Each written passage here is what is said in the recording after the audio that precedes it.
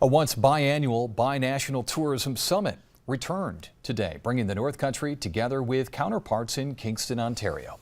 7 News reporter Chad Charette tells us why it's important for the groups to be back together. Wednesday morning, tourism officials and experts from both sides of the border converged in Kingston, Ontario for some cross-national networking, marking the return of the Thousand Islands Binational Tourism Summit. Tourism Council Chairman Jim Corbin says it's good to be back. It's an opportunity for us to collaborate, to work together, to learn of some of the issues on either side and how we can address it. And the goal is just to get more people to come to both countries and enjoy the area. The last time the Tourism Council held an event like this was back in 2018. COVID-era border restrictions have long been lifted, and folks have been able to get back together.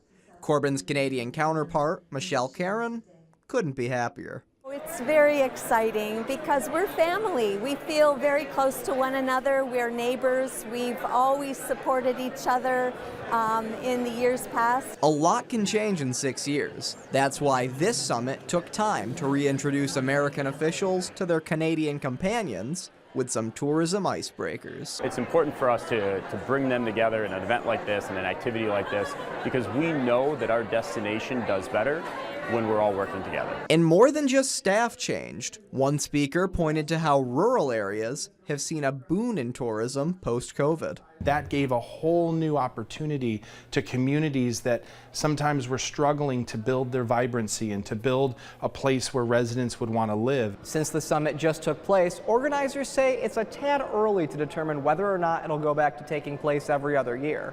Given the turnout, however, they say that's definitely on the table. Chad Charette, 7 News.